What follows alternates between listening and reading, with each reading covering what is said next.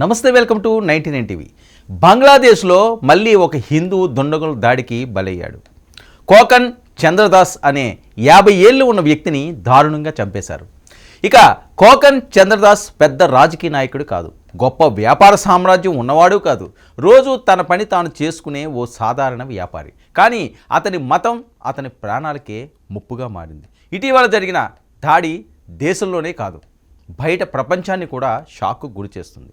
ఇక చంద్రదాస్ క్యూర్ బగా బజార్ ప్రాంతంలో మందులు అమ్ముతూ మొబైల్ బ్యాంకింగ్తో చిన్న వ్యాపారం నిర్వహించేవాడు. ఇక రోజులాగానే మామూలుగానే షాప్ మూసేసి ఆటోలో ఇంటికి బయలుదేరాడు. కానీ ఆ ప్రయాణమే అతని జీవితంలో చివరి ప్రయాణం అవుతుందని అతను ఊహించలేదు. మార్గం మధ్యలో అకస్మాత్తుగా కొందరు దుండగులు ఆటోను అడ్డగించారు.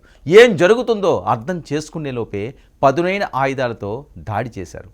ఇక దుండగులు అక్కడితో ఆగలేదు, తలపై పెట్రోల్ పోసి నిప్పట్టించారు. ఇది కేవలం దాడి కాదు, పథకం ప్రకారం చేసిన హత్యాయత్నం. ఇక మంటల నుంచి తప్పించుకుని ప్రాణాలు కాపాడుకోవాలనే తపనతో కోకన్ పక్కనే ఉన్న చెరువులోకి దూకాడు. ఆ క్షణంలో అతనికి ప్రాణాలే ముఖ్యం.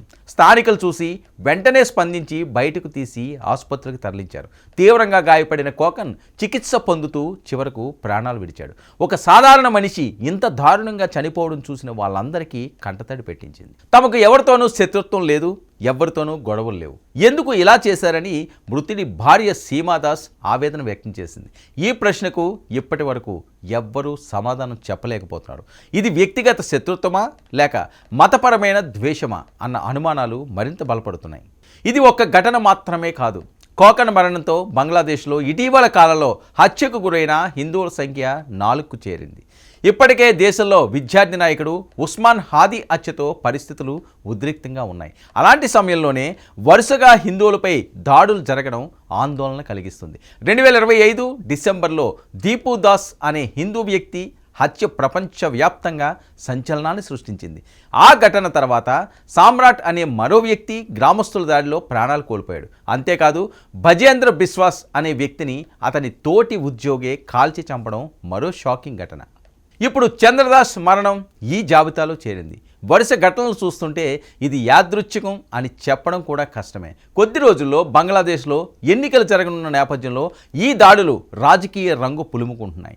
మైనారిటీలో భయం పెరుగుతుంది. సాధారణ హిందూ కుటుంబాలు తమ భద్రతపై ఆందోళన చెందుతున్నాయి. రోడ్డు మీద బయటకు వెళ్ళాలంటేనే ప్రజలు భయపడే దుస్థితి. ఇక బంగ్లాదేశ్లో హిందువుల సంఖ్యలో తక్కువ. అలాంటి పరిస్థితిలో ఒక్కొక్క ఘటన కూడా పెద్ద ప్రభావాన్ని చూపిస్తుంది.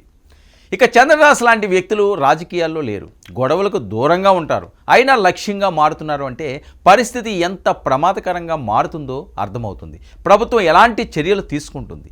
దాడి చేసిన వారిని పట్టుకుంటారా లేక ఇది కూడా మిగతా ఘటనల మాదిరిగానే మర్చిపోతారా అనే ప్రశ్నలు ఇప్పుడు ప్రతి ఒక్కరి మనసులో ఉన్నాయి. ఇక చంద్రదాస్ మరణం ఒక వ్యక్తి చావు మాత్రమే కాదు, అది ఒక కుటుంబ జీవితాన్ని చీకట్లోకి నెట్టేసింది. భార్య, కుటుంబ సభ్యులు, అతనిపై ఆధారపడిన వాళ్ళంతా ఒక్కసారిగా శూన్యంలో పడిపోయారు. ఈ ఘటన బంగ్లాదేశ్లో మైనారిటీల భద్రతపై మరోసారి పెద్ద ప్రశ్నార్థకంగా మారింది. వరుస హత్యలు ఆగకపోతే పరిస్థితి మరింత విషమించే ప్రమాదము ఉంది. ఇప్పుడు ప్రపంచం మొత్తం ఈ పరిణామాలను గమనిస్తుంది. మాటలకే పరిమితమవుతుందా లేక నిజంగా న్యాయం జరుగుతుందా అన్నది చూడాలి.